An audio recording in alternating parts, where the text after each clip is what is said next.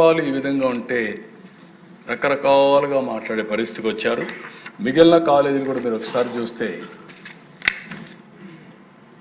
పులివెందుల 500 కోట్లు కావాలి, ఆయన ఊరు కాబట్టి 396 ఖర్చు పెట్టాడు. అదే మరి మనం వచ్చినాక దానికి కూడా 6 కోట్లు ఇచ్చాం, ఇంకా 100 కోట్లు ఖర్చు పెట్టాలి, దానికి కూడా ఏం చేయాలో వర్కౌట్ చేస్తున్నాం. అదే మరి అమలాపురం 475 60 కోట్లు వాళ్ళు ఇచ్చారు, మనం 63 కోట్లు ఇచ్చాం. మార్కాపురం 475 46 25. అదే మరి మదనపల్లి 475 28 43. అదే మరి 475 ఆదోనికి 47 30. బాపట్ల 505 67 22. అదే మరి పెనుగొండ 475 37 18. పాలకొల్లు 475 75 59 లక్షలు మనం ఇచ్చాం. అదే మరిగా నర్సీపట్నం 500 13 మనం 10 ఇచ్చాం.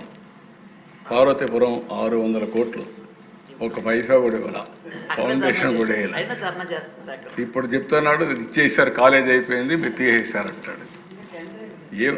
ఏమనాలో మనకే అర్థం కాదు. అంటే అధ్యక్ష ఇలాంటి చౌకబారు రాజకీయాలు చేయడం కరెక్ట్ కాదు అధ్యక్ష. అందుకని అధ్యక్ష ఇంకొక పక్కన మీరు చూడండి, నెక్స్ట్ ఈ స్లైడ్ చూస్తే మీకు అర్థమవుతుంది ఎంత అబద్ధాలు చెప్తారు, అసత్యాలు. అబద్ధాలంటే ఇక్కడ అన్పార్లమెంటరీ అవుతుంది. మా మనోహర్ గారు ఇక్కడ ఉన్న స్పీకర్గా పనిచేశాడు కాబట్టి అసత్యాలు చెప్తారనేది ఈ స్లైడ్ ఒకటి ఎనఫ్ అధ్యక్ష. ఓల్డ్ మెడికల్ కాలేజీల్లో 22% అంటే 15% ఆల్ ఇండియా కోటా కడతాయి. గవర్నర్ కోటా జనరల్గా స్టేట్ గవర్నమెంట్కి 128 అంటే 85% మనకు వస్తాయి. ఇది కన్వీనర్ కోటా. రెండోది గవర్నమెంట్ న్యూ మెడికల్ కాలేజెస్ 23 ఆయన చెప్పే కాలేజీల ప్రకారం ఆయన ఇచ్చింది చూస్తే ఆల్ ఇండియా లెవెల్లో 15% వెళ్తాయి అంటే 22 సీట్లు. కన్వీనర్ కోటా 42.5 64 సీట్లు. అదే మాదిరిగా ఫైనాన్స్, సెల్ఫ్ ఫైనాన్స్ కొత్త సిస్టమ్ తీసుకొచ్చాడు, అక్కడ 29.75 అంటే 45 సీట్లు. NRI quota 19 12.75%. PPP medical college ఇప్పుడు మనం ప్రపోజల్ పెట్టింది కన్వీనర్ కోటా 50%, వాళ్ళది 42%, 42.5, మంది 50% అంటే 75 సీట్లు, 11 సీట్లు ఎక్కువ. అదే మాదిరిగా self financing or management quota 53 35%. NRI quota 15% అంటే 22 సీట్లు. ఆయన కంటే 11 సీట్లు ఎక్కువ ప్రతి ఒక్క కాలేజీలో వస్తే పేదవాళ్ళకు అన్యాయం చేసామని మాట్లాడతాడు. అంటే నోరుంది, ఫేక్ న్యూస్ పెడతా, నేను మాట్లాడుతూనే ఉంటా, మీరు ఏమన్నా చేయండి అంటే ఎక్కడికి పోతున్నా నేను అడుగుతున్నా.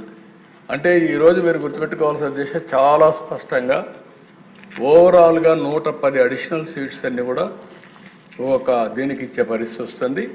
ఈరోజు మీరు చూసి నేను చెప్పిన దాని ప్రకారం క్లియర్ కట్గా 23 మీ పాలసీ 64 సీట్లు అయితే ఈరోజు మేము ఇచ్చేది 75 సీట్లు, మీకంటే మెరుగ్గా కన్వీనర్ కోటాలో సీట్లు ఇస్తున్నాం.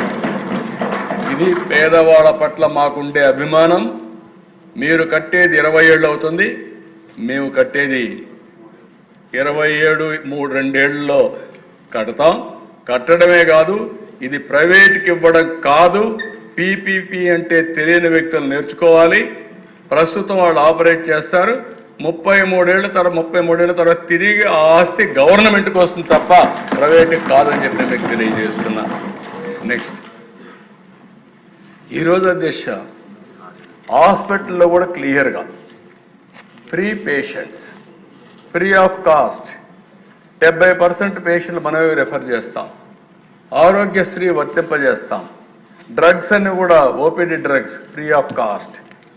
ఫ్రీ ఆఫ్ కాస్ట్తో పిఎంజేవై, ఎన్టీఆర్, విఎస్టీ ఇవన్నీ కూడా ఉంటాయి. అదే మరి డయాగ్నోస్టిక్స్ కూడా ఫ్రీ ఆఫ్ కాస్ట్ ఉంటాయి. ఎక్కడ పేదవాళ్ళకి ఎవ్వరికి అన్యాయం జరగకుండా ట్రీట్మెంట్ కానీ సీట్లు కానీ పేదవాళ్ళ పక్షాన నిలబడే ప్రభుత్వం ఎన్డీఏ ప్రభుత్వం, కూటమి ప్రభుత్వాన్ని మరొక్కసారి గట్టిగా చెప్తాను అధ్యక్ష. తెలియకపోతే నేర్చుకోవాలి. Next slide.